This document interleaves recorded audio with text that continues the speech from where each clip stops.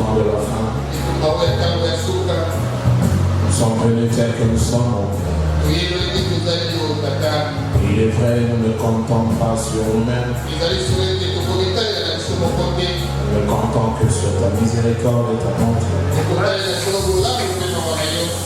C'est toi qui nous as appelés, au Père, sortir de dénomination parce que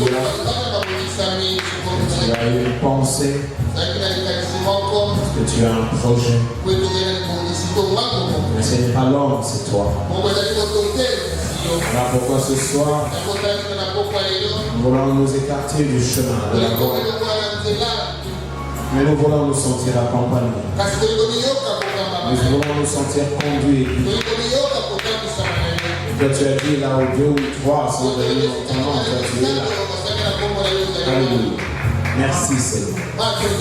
Merci parce que tu es là.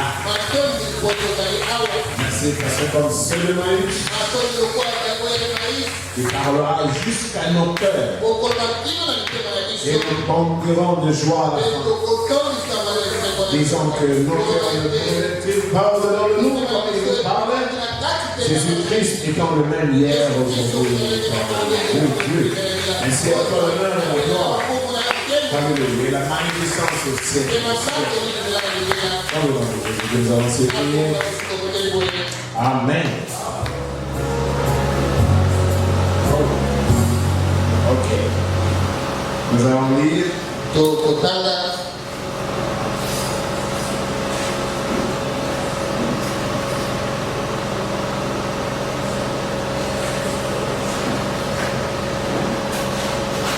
Vous n'allez pas vous fatiguer.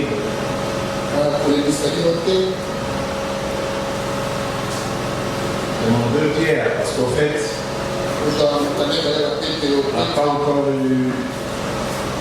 On n'a pas pris du temps sur ça pour étayer, pour vraiment avoir rentré dans les détails et expliquer les éléments qui nous intéressent là-dedans. Nous serons toujours en train d'introduire par cela. On verra bien plus tard. Donc, 2 Pierre 3e. Comme sa divine puissance nous a donné tout ce qui contribue à la vie et à la piété, au moyen de la connaissance, qui nous a appelés par sa propre gloire et par sa vertu, lesquels nous assurent de sa part les plus grandes et les plus précieuses promesses,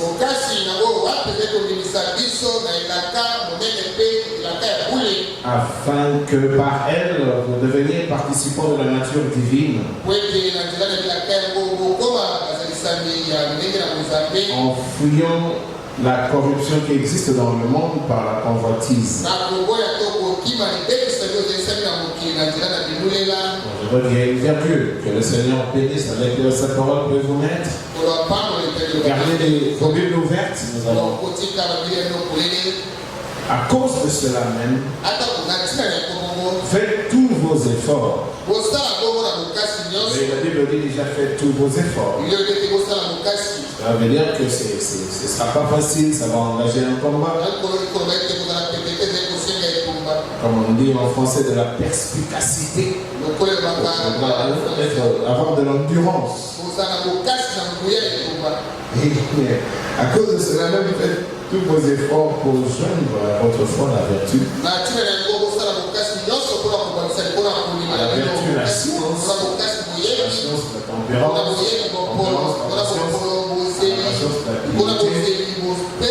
et la piété, l'amour fraternel, et à l'amour fraternel. Bon, vous savez, je peux toujours continuer à lire pour gagner du temps. En fait, c'est ça le culminant de notre travail en tant que chrétien. Quand nous venons à Christ, nous naissons et nous commençons à croître, à grandir. Mais cette croissance vient, ça engage la participation de l'être qui est sauvé et du Saint-Esprit qui accompagne l'être. Parce qu'il aura toujours besoin de ton oui. Il aura toujours besoin de ton oui. Chaque jour, c'est chaque fois. C'est toujours devant ton libre arbitre. Toi, tu seras toujours devant ton libre arbitre. Parce que la victoire, ce n'est pas quand tu as commencé. Mais la victoire, c'est quand tu as fini. C'est le fait que nous devons toujours faire très attention. Quand nous regardons notre croissance et nous voyons à quel niveau on est. Comme Frère Branham disait, nous voyons à notre niveau, si c'est le niveau convenable, ou si ce n'est pas le niveau convenable. Parce que bon, malheureusement, il arrive de fois que les chrétiens prennent congé de leur travail. Ils prennent des congés, ils rentrent dans le monde, ils font des et ils reviennent. Bon. Moi, je me suis toujours posé des questions. Est-ce que l'humain, il sait que Dieu sait tout? Qu'il connaît celui-ci vraiment engagé ou celui-ci est parce qu'il y a le seul moment qui pense que non, je vais un peu faire un petit détour là-bas.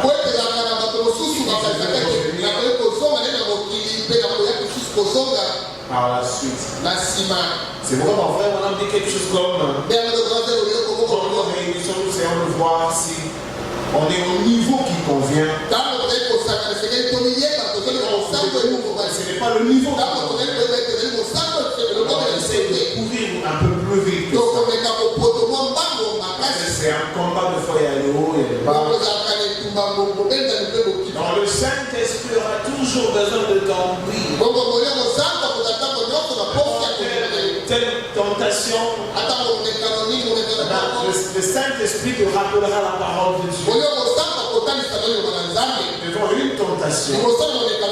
Parce que en fait, c'est toi qui combats ton combat. Le Saint-Esprit vient et te rappelle la parole. Et quand tu es d'accord avec la parole, alors que le Saint-Esprit devient un soutien. Mais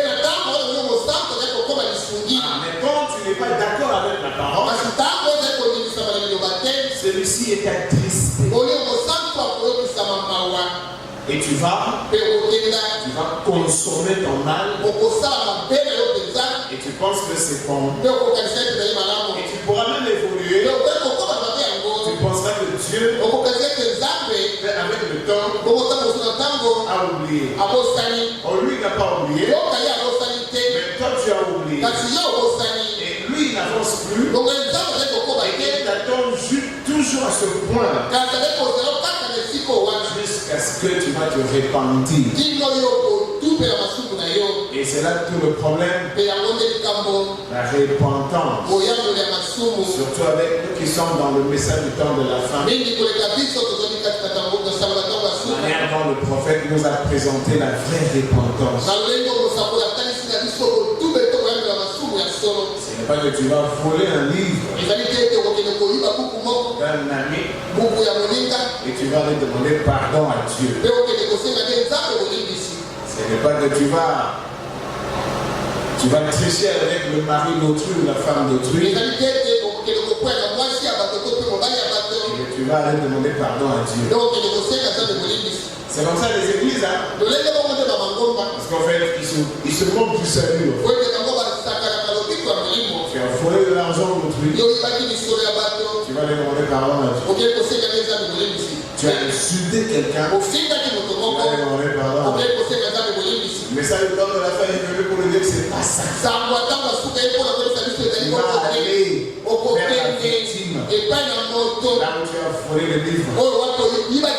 Avec le livre, frère. Je suis venu remettre le livre que j'ai volé. Comme cette sœur, comme je vous parle toujours d'elle, ils ont volé l'argent de l'entreprise avec ses collègues. Les autres, ils sont rentrés dans une tranquille. Le Saint-Esprit nous rappelait le matin, il était remettre l'argent. Et puis, tu as triché avec le mari d'autrui, avec la femme de nous. Et là, le prophète dit, tu prendras ta femme, tu vas aller vers cette femme-là.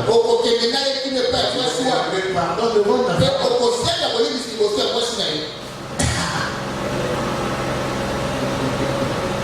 Et c'est ça la chose. Mais qui peut faire ça? Le Saint-Esprit a toujours besoin de ton oui. Nous devons faire très attention et considérer les choses. Des fois, je ne veux peut-être vraiment pas prêcher, je veux plutôt parler.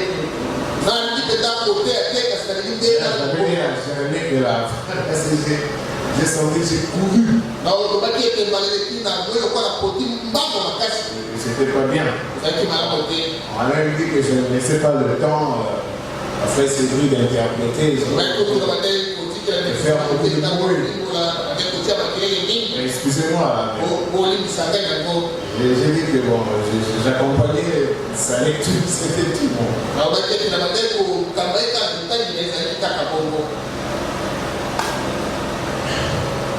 Quand je méditais, je pensais à tout ça. Et puis j'ai pensé à Maranatha.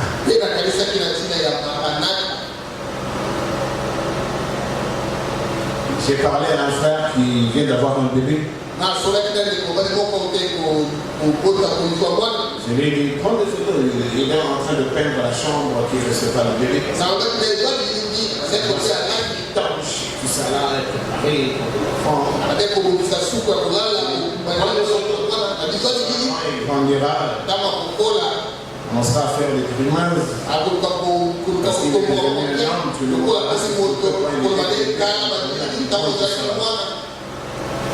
Si le Seigneur tardera.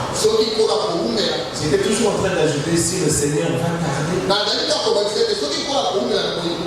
Si le Seigneur va tarder. Prends des photos. Si le Seigneur tarde. Alors je me suis dit, oh, autrefois les chrétiens disaient Maranatha. Autrefois les chrétiens disaient Maranatha. Pourquoi ça marquait mon esprit? Parce qu'en fait, je suis en train de vous faire voir que nous devons prendre conscience de notre appel dans le message. C'est-à-dire que nous sommes venus dans le message par un mouvement prophétique. C'est un combat qui a commencé il y a 2000 ans. Le combat de l'évangile. C'est un combat que les humains portent en eux.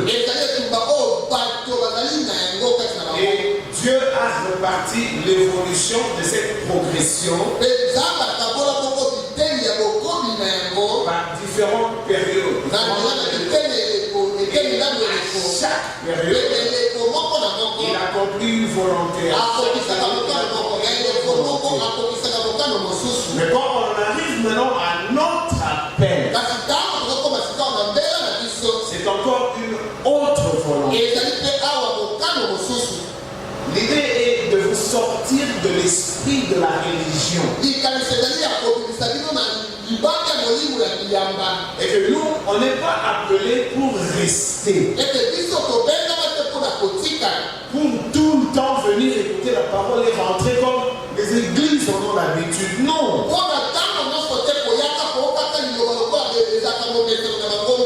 on est appelés pour accomplir la pensée de l'âge aujourd'hui qui consiste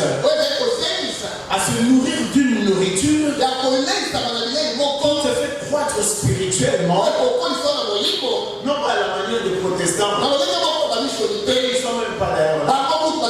Et ils pensent qu'ils seront toujours là. Non pas à la manière des catholiques. C'est des baptistes qui aiment vivre, qui aiment consommer.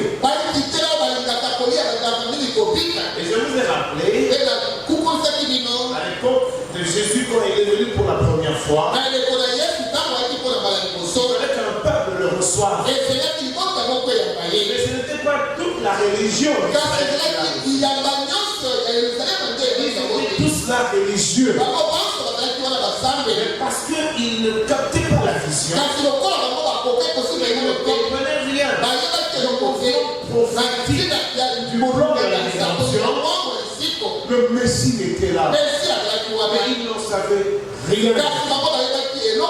Et Dieu est allé quelque part. Ils ont un certain Zacharie. Que tu auras un fils. Et tu auras pour mission de préparer un peuple disposé. Un peuple disposé. Ça veut dire un peuple mis à part. C'est-à-dire que quand toi tu viens dans le message du temps de la femme, c'est la réplique de ce qui était passé lors de la première venue. Élie est encore venu selon la promesse afin de préparer un peuple disposé. Mais seulement comme je vous le dis aussi souvent, il a changé le langage parce que les circonstances ne sont pas pareilles. Quand c'était Jean-Baptiste, c'était sa première venue. Alors ce n'était pas la fin. Voilà pourquoi il a tenu ce langage-là. Disons à ce ministère d'Élie, il allait lui préparer un peuple disposé. Ils étaient tous des méthodistes. Ils étaient tous des catholiques. Ils étaient tous des protestants. Ils allaient tous dans les synagogues. Ils adoraient tous au temple. Mais quant à l'accomplissement prophétique, ils n'étaient pas disposés. Parce que la vision du temps n'était pas arrivée. Alors pour ne pas rater sa mission, Dieu a dû susciter l'esprit d'Élie dans Jean-Baptiste. Que lui il s'écarte de un peuple qui a capable de recevoir ce qui a déjà été. Et ce qui sera aussi aujourd'hui. Il y a la même crise. Il y a moi et à manger là. Il y a la même crise. C'est là, Élie vient. Le langage que Dieu utilise cette fois-ci, c'est un langage de jugement. C'est un langage de condamnation. Vous vous rappelez de ça? Tout doucement. Hein? C'est Malachie 4, non? Malachie 4.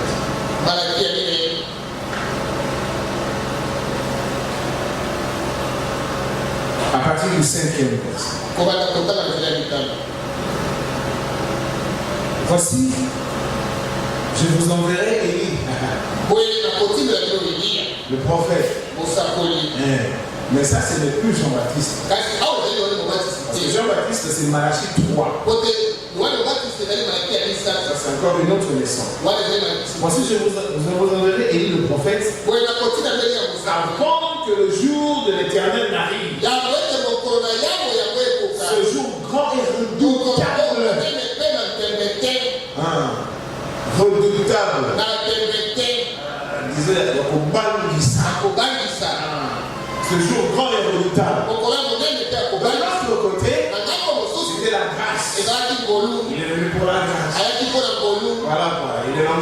différent. Il ramènera le cœur des pères à leurs enfants. Et le cœur des enfants à leur père. Écoutez, de peur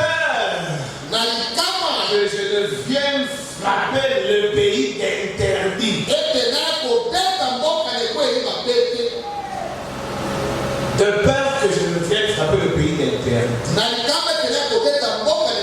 Pourquoi cette fois-ci il dit ça? Parce que rappelez-vous, frapper le pays interdit, ça veut dire détruire tout ce qu'il y a.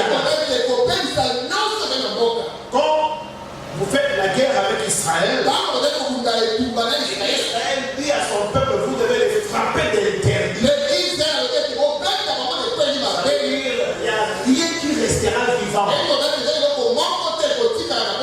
L'élie ici, il ne vient pas pour le jour de la grâce, il vient pour le jour de colère. Alors, pour qu'il ne détruise pas complètement, alors cette fois-ci, Élie est envoyé avant la fin afin de préparer un peuple. S'il ne les prépare pas avec le message, comme Jean-Baptiste a eu, avec un message pour annoncer ma première venue.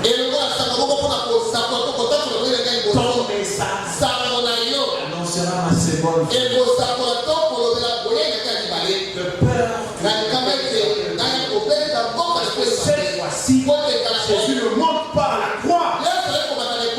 Cette fois-ci, il vient comme un lion. Il va juger, il va condamner. Donc qui sera sauvé? Ils sont tous mondains. Qui sera sauvé? Ils sont tous hybrides. Qui sera sauvé? Ils sont devenus des méthodistes, des catholiques. Il n'y en avait pas. Comment ça a commencé? Ils sont devenus des pentecôtistes et autres. Et en étant ainsi là, ils ne peuvent produire l'élément de l'âge. Comme dernière section, en train de dire ici. Vous connaissez ça, mais la Bible me dit, je peux vous le répéter autant de fois. Je vais attentivement. Le prophète dit ici à la page 163e exposé. Prends ta plume et écris. Dernier paragraphe. Il dit ceci. Dans ces derniers jours, la véritable église épouse la sémence de Christ viendra à la pierre de fête. Venir à la pierre de fête veut dire arriver à la stature de Christ. Écoutez, et elle sera la super église, une super race, alors qu'elle s'approchera de lui. Elle, l'église, elle, toi qui crois, tu t'approcheras de lui. Il est dit que tel qu'il est, tel qu'il sera. Parce que le projet de Dieu, c'est de ramener Adam à sa stature d'avant le péché. Pour que finalement l'ambiance de l'Éden revienne sur la terre. L'ambiance de la perfection. L'ambiance d'égalité. Quand Dieu venait, un homme Dieu. Amen. Et quand l'homme Dieu regardait Dieu, Adam voyait sa face dans la face de Dieu. Parce que Adam était engendré de lui. Amen. Quand vous approcherez de lui, vous serez une super race. Une super race. Les membres de l'épouse seront semblables à lui, au point d'être exactement à son image.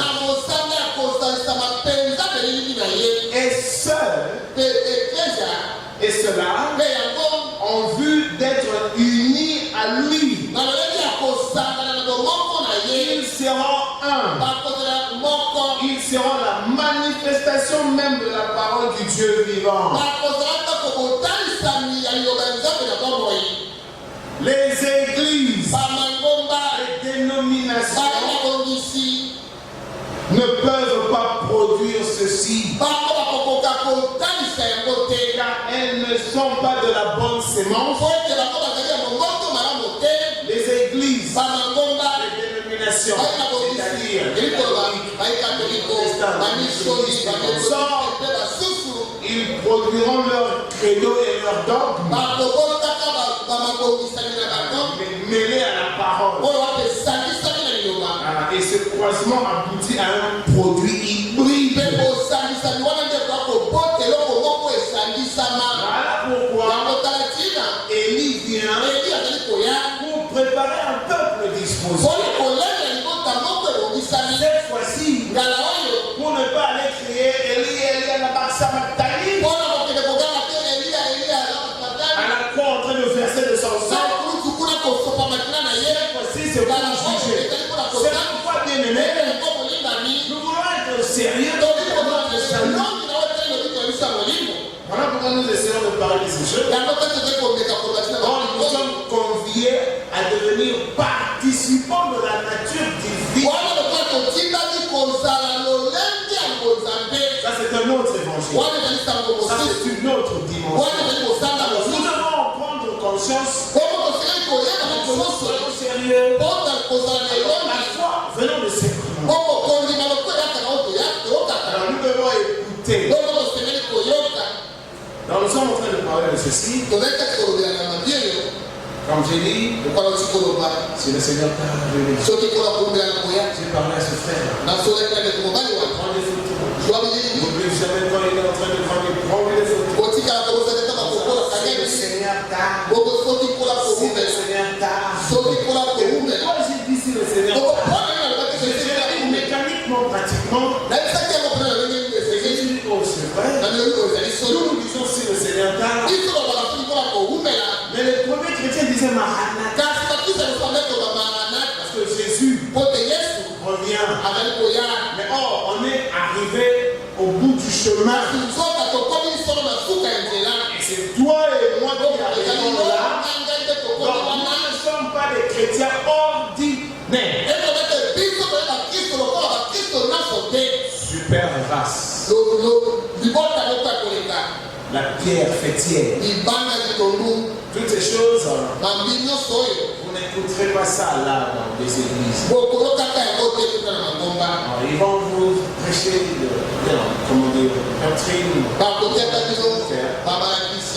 Parce qu'ils n'ont rien de prophétie en eux. Parce qu'ils avancent en regardant en arrière. Comme je vous l'avais dit, les luthériens avancent en regardant en arrière. Et les méthodistes avancent en regardant en arrière. Pourquoi regardez-vous en arrière? C'est fini. Chers luthériens, c'est fini. Avancez prophétique. Ils n'ont pas su le faire. Les méthodistes sont arrivés. Ils s'avancent prophétiquement. Mais la prophétie ne s'arrête pas là. L'onction descend au nom de Saint-Esprit. Les méthodistes, ils regardent en arrière. Ils se moquent des pentecôtistes. Les pentecôtistes arrivent. Et c'est bien, c'est la prophétie. C'est l'âge. Mais ça ne s'arrête pas là. Ça va aller plus loin.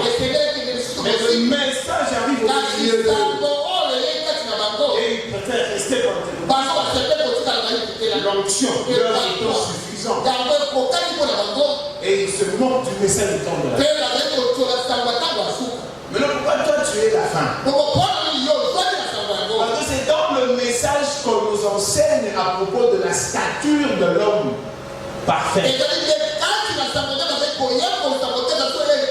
C'est dans le message où on dit aux croyants, c'est maintenant que Dieu veut ramener l'homme à son état avant le péché. Nous n'avons pas été créés pour rester comme ça. Nous devons retourner à la perfection. Christ n'est pas mort à la croix pour que le monde continue comme sans autre.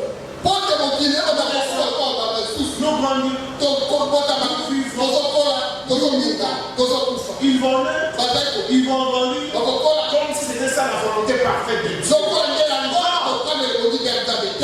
Quand Dieu regarde le monde, il est attristé. Parce que ce n'est pas en fait comme ceci qu'il voulait que les choses soient. Mais poussé par une autre de ses volontés, il s'est obligé d'accepter la situation. Mais je vous ai dit une fois ici, il a hâte de revenir à l'état de l'éternel. Parce que si vous ne le savez pas, Dieu n'a plus jamais eu une relation parfaite avec l'homme. Et je vous ai aussi dit une fois, celui qui a plus perdu à cause du péché d'Adam, ce n'est pas l'homme, c'est lui.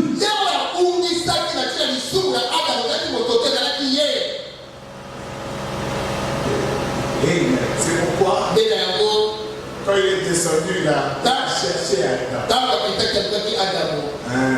Ah, il a trouvé le mot là-bas. Oh là là, ça sort. On va essayer de l'habiller, de protéger par le sang. N'est-ce pas? Le sang qui devait couler à la condamnation d'Adam. Il a fait couler ce sang pour protéger Adam. Mais il avait en vue de nous ramener à cette relation parfaite. Une relation de Dieu avec Dieu. Ça, on le prêche que dans le message. Allez, écoutez vos évangiles.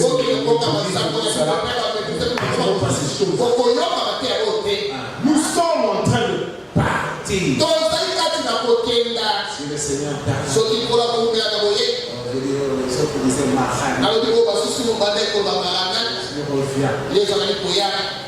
en fait, c'est entre nous et nous devons faire très attention et de voir la manière dont nous évoluons avec le Seigneur. Pour moi, je ne perds pas mon temps. Je vous parle selon que je le sens. Quand j'observe les distractions, quand j'observe laisser aller les pasteurs du message et les tous embobinés par les distractions. Alors on se dit, bon, où est-ce qu'on en est? C'est vrai qu'il y a toujours relâchement. Oui, une première génération vient avec plus de feu. Une deuxième génération vient avec moins de feu. Et une troisième génération. La chose perd tout son sens. Mais la question, est-ce que Dieu est d'accord? Jamais, comme je l'ai dit, vous avez l'habitude de prendre des congés. Vous sortez de la ligne tracée. Vous entrez dans le monde, vous faites des choses. Il ne vous attend pas. Parce que s'il vous aime,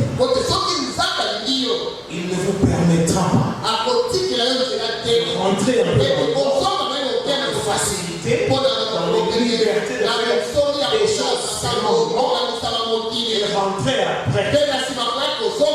Vous courez un risque. Je vous dis la vérité. La fois passée, nous avons lu, hein. Je suis un peu cher. La fois passée, nous avons lu. Rien ne sert de courir, tu vas pas. On parle pour rien. Si on ne veut pas s'impressionner, on veut comprendre dans le second qu'on a vraiment saisi la chose.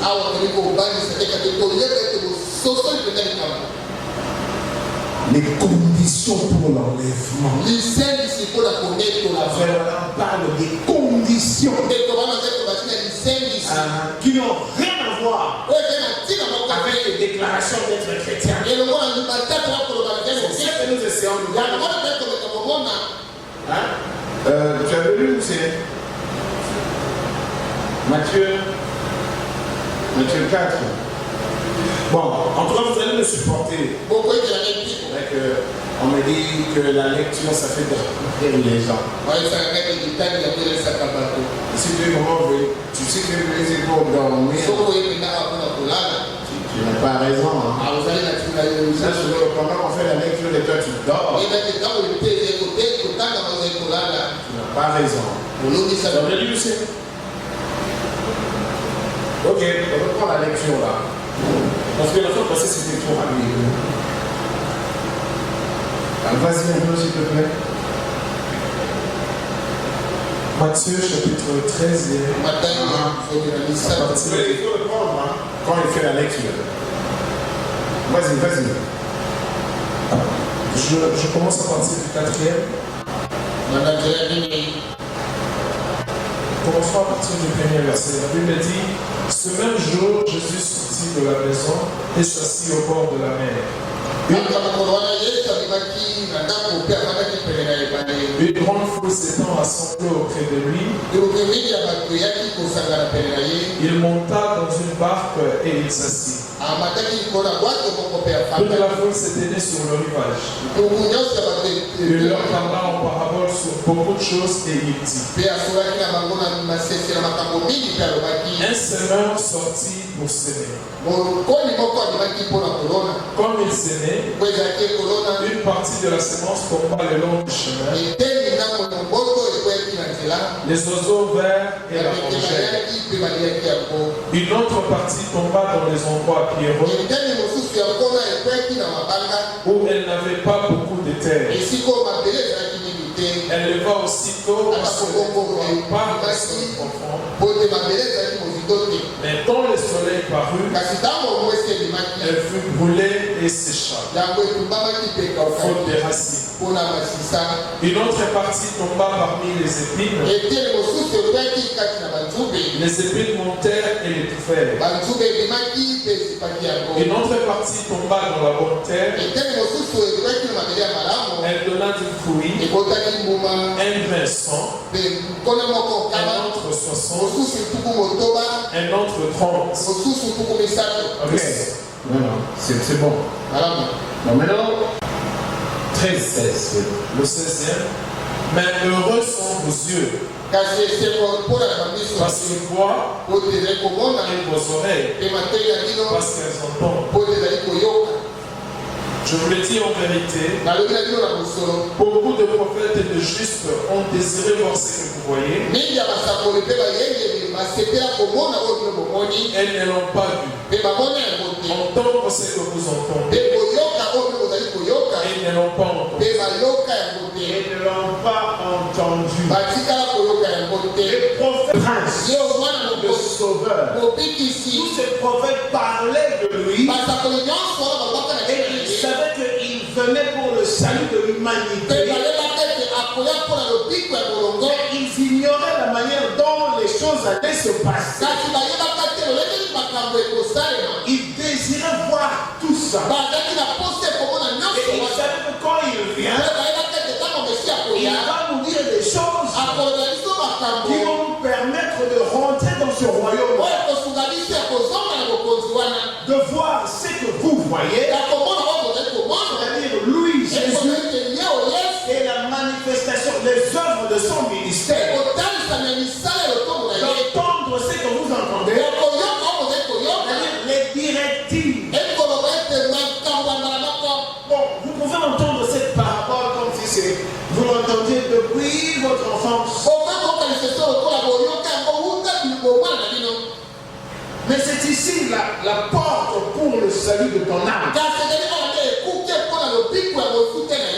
Moïse ne savait pas ça. Abraham ignorait ça. David ignorait pas.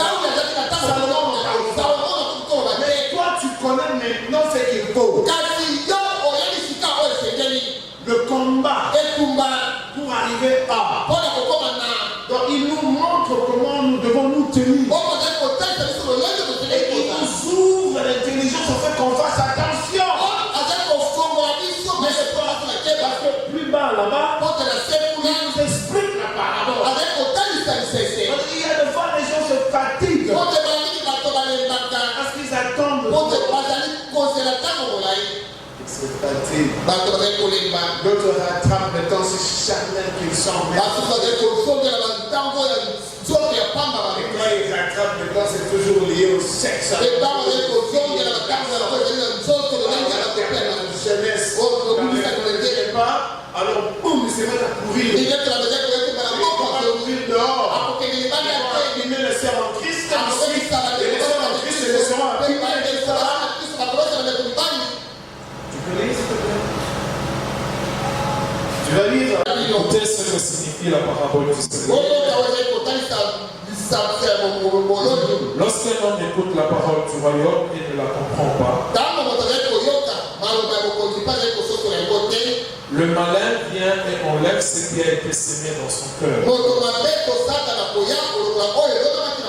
S'il te plaît, vous écoutez ça? Lorsqu'un homme, lorsqu'une femme, lorsqu'un garçon, lorsqu'une fille écoute la parole du royaume et ne la comprend pas, voilà la raison de l'enseignement. Nous devons comprendre pourquoi nous avons été appelés dans cette lumière du soir. Poursuivre. Ce qui a été semé dans son cœur. C'est dans son cœur.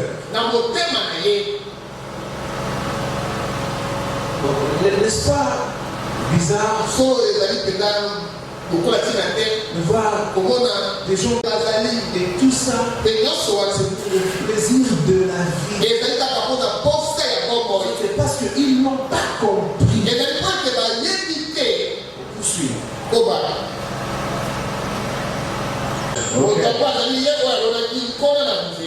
Celui qui a reçu la sémence dans les endroits pierreux, c'est celui qui entend la parole et la reçoit aussitôt avec joie.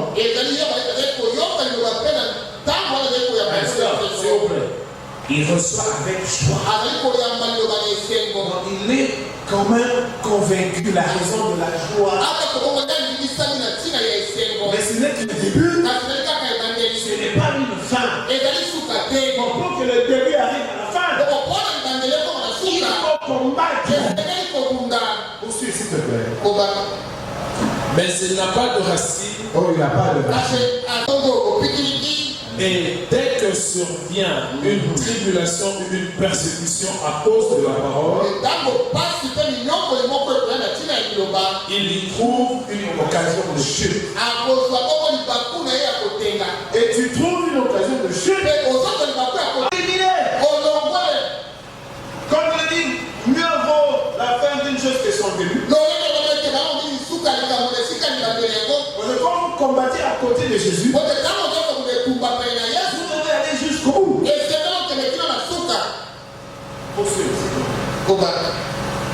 Celui qui a reçu la sémence parmi les épines,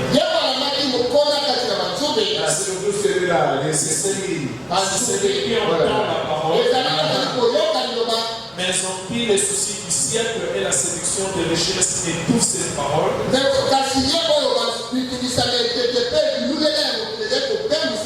et la rendent infructueuse. infructueuse. C'est lui qui a reçu la semence. Non, c'est celui-là qui m'intéresse plus, le pas le deuxième. Vas-y, ça c'est vraiment la saison. La saison de la mondanité d'aujourd'hui.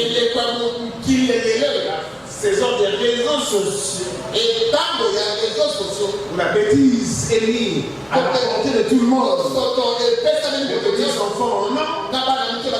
Internet et consorts. Il suffirait de taper un coup pour entrer dans la gueule de Satan. Lis-moi le 22. C'est lui qui a reçu la semence parmi les épines. C'est celui qui entend la parole, mais en qui les soucis du siècle et toute cette parole et la rendent infructueuse. Celui qui a reçu la semence parmi les épines. Vous savez, ces épines, c'est-à-dire auxquelles tu n'as jamais été suffisamment délivré. L'envie de vivre le coup de la vie, de s'affirmer, de gagner, de paraître, les épines.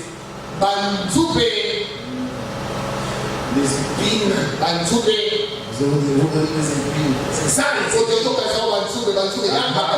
c'est celui qui entend la parole, mais en qui les soucis de la vie. C'est comme les soucis du siècle.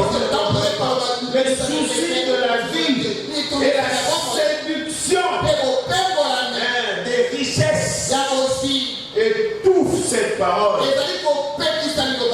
la rendent infructueuse. Vous savez pourquoi? Parce que vous allez tellement aimer la vie, vous allez commettre des bêtises et des gaffes.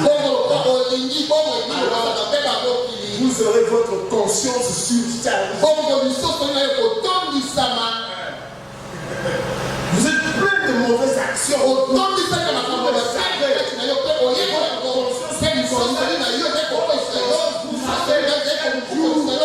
Tu as volé, tu as insulté,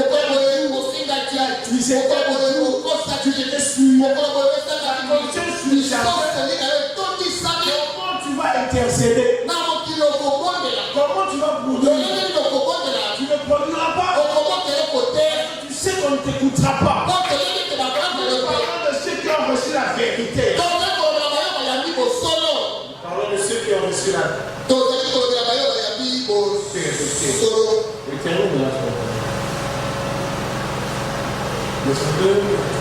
C'est la semence pour la bonne terre. C'est celui qui entend la parole et la comprend. Et la comprend. Vous voyez au tout début, là, au premier, il a dit celui qui reçoit ne le comprend pas. Je vous dis comprendre ce dont il est question du message du temps de la fin. Si vous ne comprenez pas ça, vous serez là. Mais vous ne produirez pas les éléments voulus par Dieu.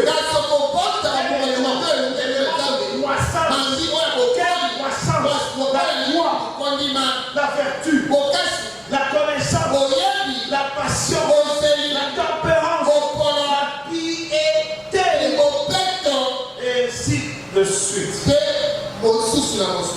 Oui. Celui qui a reçu la semence pour la bonne terre, celui qui entend la parole et la comprend, il porte du fruit et un grain en temps de sang. Et d'autres 60, et d'autres 30. Vous voyez, un plus grand nombre. C'est pourquoi la Bible nous dit, quand nous venons en Christ, nous progressons vers la sainteté. Quand il nous a pris, il nous justifie. Ça ne s'arrête pas là. La justification qui a mené à la sanctification. Il a sanctifié. T'amène là où vous savez. Et quand vous arrivez au baptême, nous savons. Maintenant, c'est le temps de la manifestation de fils et de filles de Dieu. Maintenant, le mariage de la vie. C'est maintenant l'invitation. Voyons un peu l'invitation. Je vais te donner pas de Luc, si je ne me trompe pas. Luc 14, 15e. Si vous avez votre Bible, hein, prenez avec nous. J'ai dit que c'était comme si on voulait plutôt parler. Je vais vous montrer précisément. Prends un peu Luc 14.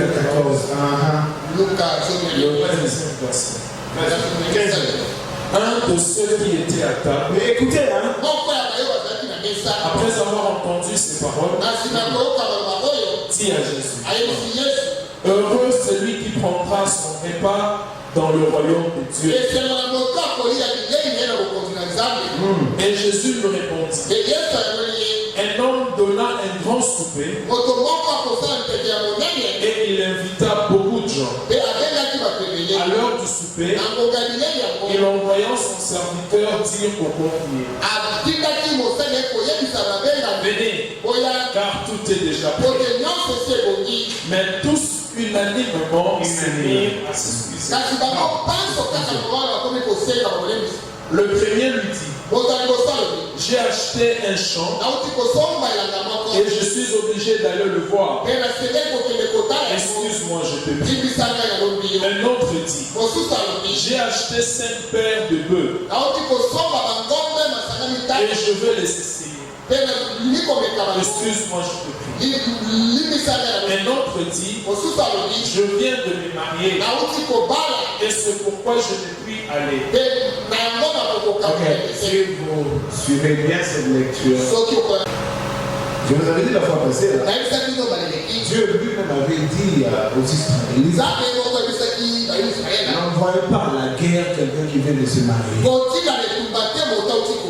que quand il sera là-bas à la guerre, il pensera à la fin bien les yeux. C'est vrai. Tu viens à peine de marier. C'est quoi cette affaire? Ah, moi je suis occupé.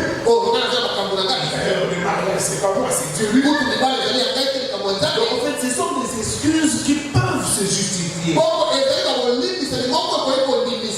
C'est comme on parle de relâchement générationnel. On a commencé avec beaucoup de chaleur, beaucoup de Jésus, beaucoup de prières, beaucoup de consécration, beaucoup de Jésus de venir au Dieu. Et à un moment donné, on commence vraiment alors à s'affaiblir. Comme si vous étiez un grain jeté parmi les pierres. Comme si vous étiez un grain jeté sur les chemins. Comme si vous étiez un grain jeté parmi les épines. Est-ce que Jésus est-il d'accord avec ça? Jésus accepte-t-il ces excuses? Ils sont pourtant fondés. le serviteur de retour apporta ces choses à son maître et amène ici les pauvres, les estropiés, les aveugles et les boiteux. Ok, donc vous voyez, c'est-à-dire aller chercher ceux qui peuvent écouter. Et au 24e, il dit ceci, car je vous le dis, aucun de ces hommes, avec leurs excuses, qui avaient été invités, ne goûtera de mon souper. Soyez vraiment spirituels. Jésus a dit que beaucoup voulaient entendre ce que vous entendez. Tu veux bien continuer 25? Écoutez, allez-y. Des grandes foules faisaient route avec Jésus. Il se retourna et leur dit, si quelqu'un vient à moi, et s'il n'est pas son père, sa mère, doucement, nous voulons écouter. Si quelqu'un vient à moi, et s'il n'est pas son père, sa mère, sa femme, ses enfants, ses frères et ses sœurs, et même à sa propre vie, il ne peut être mon disciple. Vous voyez jusqu'où ça nous engage? Vous voyez, je reprends un peu 25. Écoutez, si quelqu'un vient à moi, bon, et s'il ne veut pas son père, sa mère, sa femme, ses enfants, ses frères et ses sœurs, et même à sa propre vie, il ne peut être mon disciple. et quiconque ne porte pas sa croix et ne le suit pas ne peut être mon disciple. la croix, le combat, la croix, le réuniment de soi, tout ce qui peut me faire plaisir, tout ce qui peut me rassurer la vie. Mais si c'est contraire à la parole de Dieu, moi je vous ai lu, l'église épouse doit venir à la pierre chrétienne, c'est-à-dire à la totalité de la parole. Ce n'est pas que non, ça c'est ça qui peut accomplir. Vas-y, 33e. Vas-y, je te prends, on va arrêter là. 33e. Incident. Ne pense pas à tout ce qu'il possède, ne peut être mon disciple.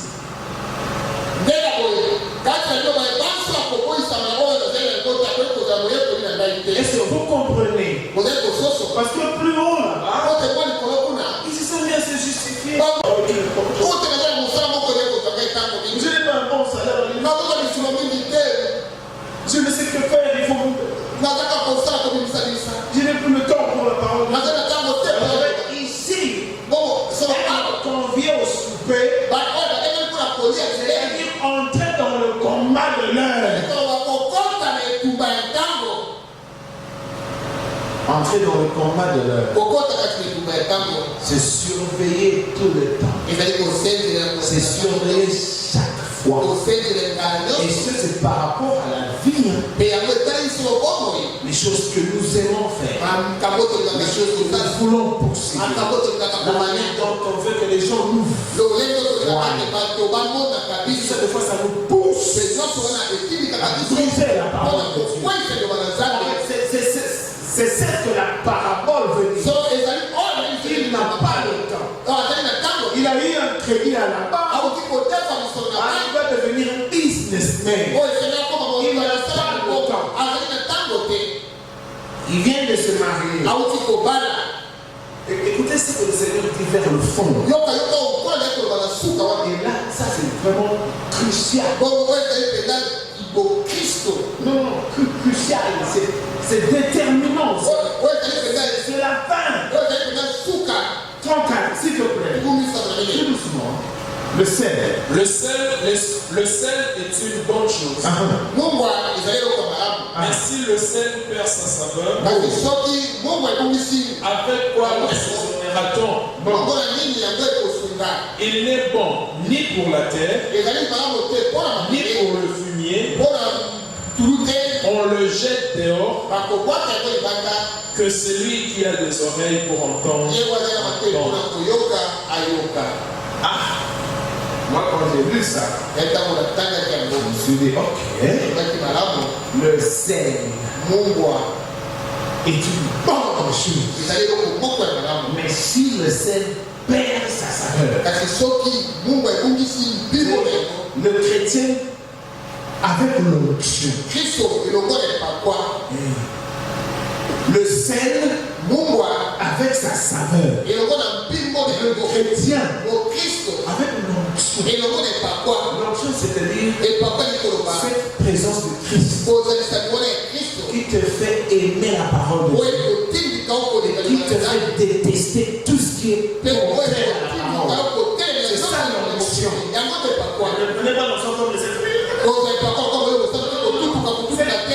là qui crée la naissance de ton cœur et qui fait croître. Christ, quand il est né en toi, il va croître. Le sel est une bonne chose. Mais si le sel perd sa saveur, avec quoi l'assaisonnera-t-on? Un chrétien hypocrite, c'est fini. Un chrétien qui ne comprend pas, c'est fini. Avec quoi l'assaisonnera-t-on? C'est fini.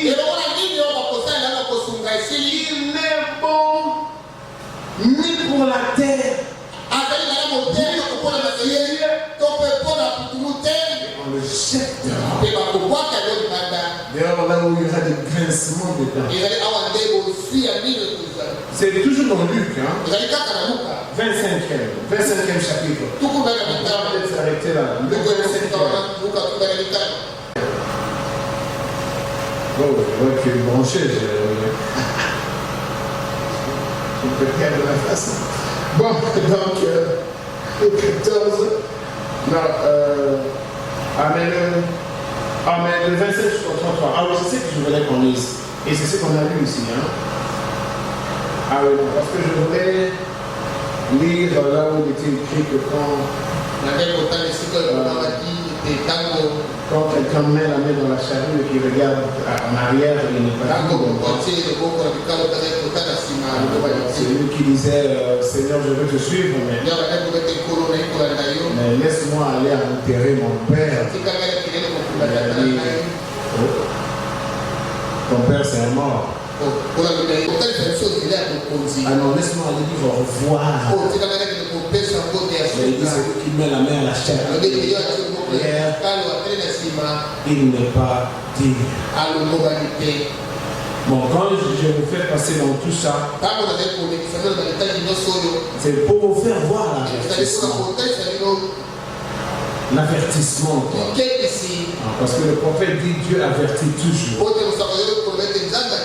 Parce qu'il ne vient toujours pas frapper. Bon, maintenant ici le problème, avec nous, comme je le dis depuis le début,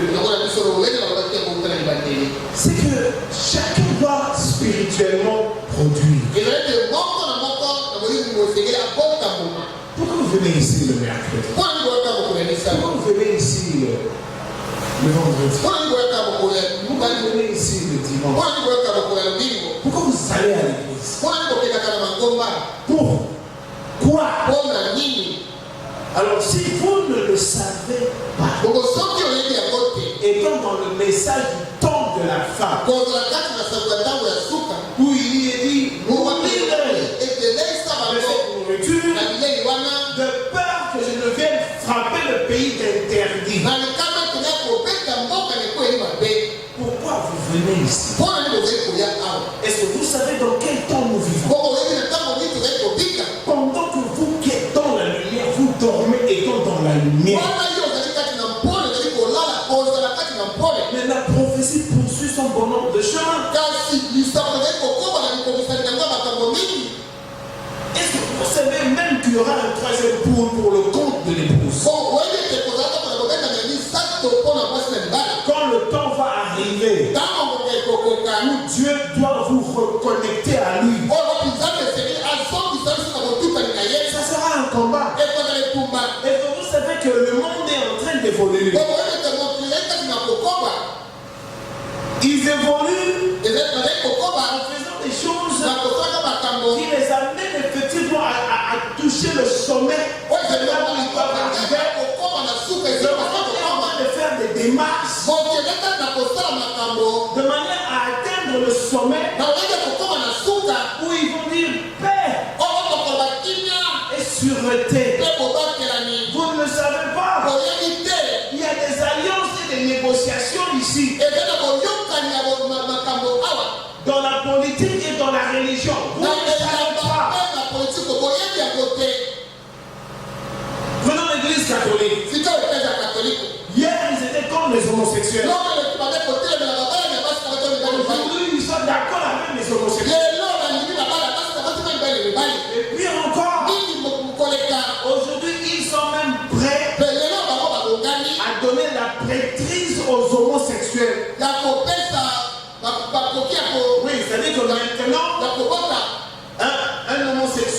devenir prêtre,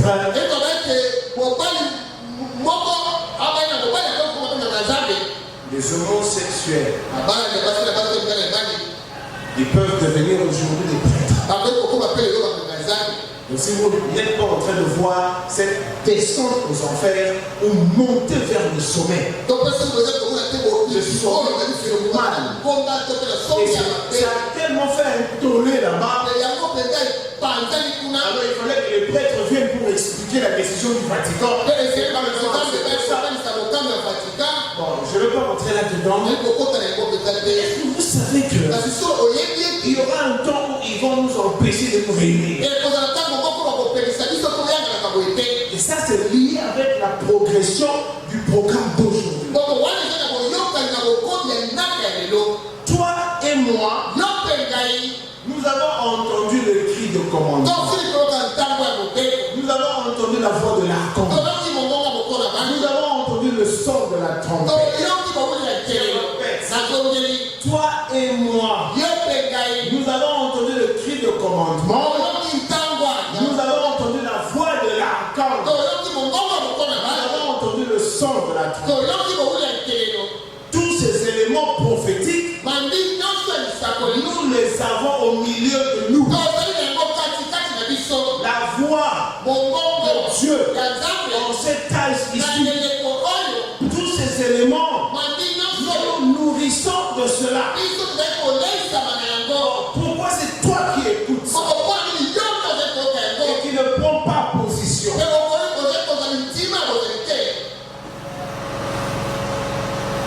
Bien sûr. Merci beaucoup. Et ne prends pas position. Je reprends encore mes questions. Ou la question. Pourquoi tu viens à l'église le mercredi? Vous serez étonnés si on passait le micro, on posait des questions. Les réponses de fois rigolo. Pourquoi tu viens à l'église? Or nous ne venons pas comme les autres. Nous venons comme il est dit à une sainte convocation. Le temps est arrivé où Dieu veut confectionner les humains à la mesure d'Adam. Et la religion ne pense pas. Ils ont toujours le lendemain. Ils n'ont pas d'état d'urgence. Mais nous, c'est à ça que Dieu nous appelle. Et maintenant, pour arriver à ça, on doit nous dire ces choses afin que nous puissions nous positionner. Parce que devant ici, il y a l'enlèvement. Or, l'enlèvement, ce ne sera vraiment pas un cadeau. Non. L'enlèvement, c'est un engagement de toi avec la parole de Dieu. Cet engagement qui t'oblige de couer ta vie au poteau. De couer tes désirs à la croix. De couer tes ambitions en Christ. De cesser de vivre. Parce que celui qui va ressusciter avec lui, il doit mourir en lui. Or, quand nous mourons en lui, nous mourons en lui. On nous inclut de son invitation pour aller souper avec lui. Le mariage de l'agneau s'est approché. Et son épouse est en train de se préparer. Maintenant, c'est cette préparation qui fait que nous allons après étape de la croissance, étape après étape. Ce n'est pas que nous savons littéralement, je suis arrivé ici, je suis arrivé là-bas, mais vous connaissez vos faiblesses. Mais seulement avec Dieu, vous devez avancer de la même manière que vous avez commencé. Je vous ai dit ici qu'en principe, chacun de nous ici doit avoir un témoignage d'avoir expérimenté le surnaturel de sa vie. Que quelque chose était arrivé et il y a eu une visitation surnaturelle. Quelque chose était arrivé. Il y a eu une inspiration. Quelque chose était arrivé. Il y a eu une conduite. Mais si ces choses arrivaient, ça doit encore arriver. Je vous ai dit, moi généralement quand je ne vois plus rien de ça, je sais qu'il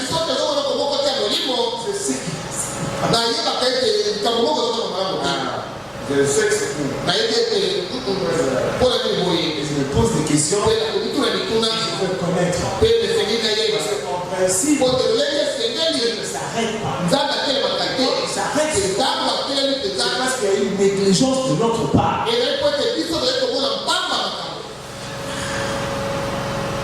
Bon, vous savez, le prophète dit ici, si je peux le lire, dans les œuvres sont la foi exprimée. 10e paragraphe, traduction à la voix de Dieu. Bon, ce soir, hier soir, je vous ai gardé très tard. C'est un peu comme moi la fois passée. Je suis encore en train de consommer le temps. Je vais essayer de ne pas faire ça ce soir. Pour terminer mon histoire. Ce soir, je pensais prêcher à l'église sur le sujet de l'enlèvement. Les conditions. Les conditions exigées. Dans quelles conditions devra être l'église pour l'enlèvement? Parce que c'est ça notre but final. Ma soeur, c'est ça notre but final. Ce n'est pas que Dieu t'a appelé pour que tu aies un beau mari. Et bon. Non, non. Dieu ne t'a pas appelé pour que tu commences à avoir des enfants avec ce beau mari. Et ce beau mari, et tu es contente. Tu penses que Dieu est avec toi. Parce que tu as un bon beau. Les enfants. Non, non. Ça c'est ta part. Mais il t'a appelé pour travailler ton âme. Pour essayer d'encadrer ton être. Pour couper tout ce qui est contraire de la parole. Afin de t'amener quelque part. Les conditions de l'enlèvement. C'est ce que je suis en train d'essayer de voir avec vous. La foi, la vertu, la connaissance.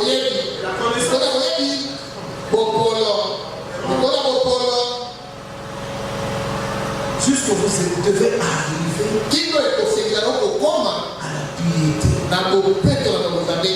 C'est généralement dans la piété que les choses arrivent.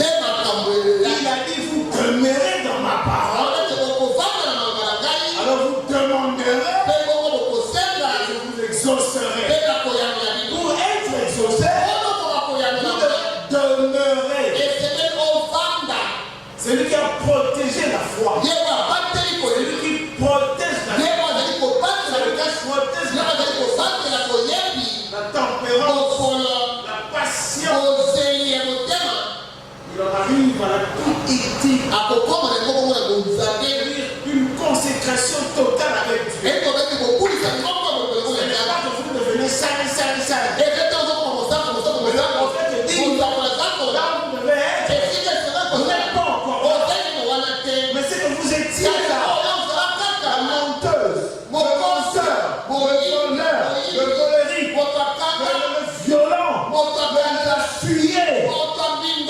vous ne l'êtes plus. Et il n'a pas fini. Il doit aller à l'amour fraternel. Il n'a pas fini. Il doit arriver à la charité. Il t'a justifié. Il t'a sanctifié. Il t'a baptisé du Saint-Esprit. Mais tu dois arriver à l'adoption. Et si vous n'êtes pas enseigné, vous serez en train de venir ici le mercredi, le vendredi, et le dimanche, et le mercredi, et le vendredi, et le dimanche. Mais vous ne comprenez rien de la pensée prophétique de ton âme qui est une lumière qui permet de t'observer par rapport à ta croissance et aussi observer le monde qui te permet de t'observer par rapport à ta croissance. Le Christ qui va grandir. Laisse-moi vous lire ça. Je n'arrête pas. Il dit ici le prophète. En tout cas, je m'arrête là. José m'a dit, ici c'est Kim. Je dis, ici c'est Kim. Je vais très vite arrêter. Je suis dans le 5e saut. Et alors la Bible enseigne que maintenant, 450e paragraphe. Et alors la Bible enseigne que maintenant, nous avons été engendrés par Dieu. Nous avons été engendrés par le Saint-Esprit. C'est-à-dire qu'en nous, il y a Christ, un Fils de Dieu, est en train de se former en nous.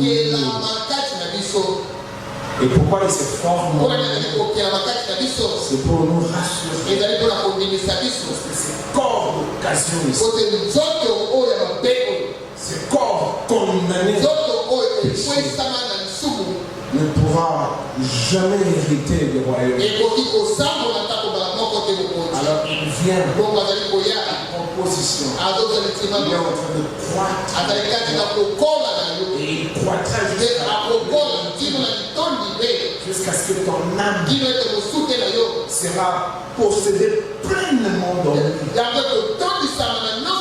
C'est le moment venu. Le monde est en train d'évoluer, je vous dis. Ils sont en train de faire des alliances maintenant. Le monde religieux, politique, ils sont en train d'avancer. Ils sont à la recherche de la paix et de la sécurité. Et bientôt ils vont arriver à ça. Par l'écuménisme, cette grande rencontre des églises. Ils ne dorment pas. Ils sont en train de mener des enquêtes, de faire des recherches et des alliances. Et ils vont arriver à ça certainement. Ça sera une forme de tour de Babel. Et toi de ton côté aussi, tu dois croître. Parce qu'il arrivera un temps de confrontation. Alors, pour comprendre ces choses, il faut que le Saint-Esprit arrive à te faire oublier ton humanité. Il te fera oublier ton humanité. Parce que tant que tu penseras que tu es humain, tu vas courir pour la chair. Tu vas courir pour la chair. Tu vas courir pour l'estomac. Et tu penseras que cela a plus de valeur que cette nouvelle en Christ qui te pointe d'un point jusqu'à le point final. Et tu ne comprendras rien. Tu penseras que tu es un religieux. Venons chanter. Nous venons pour le Seigneur. Et nous venons pour ce travail. Et nous voulons dire à l'Église, surveillez l'onction.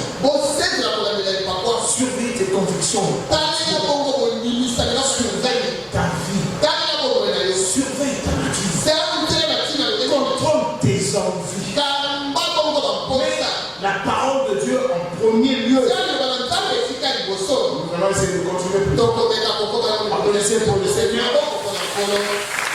On pourra se lever exclusivement. On va se lever. On va se lever.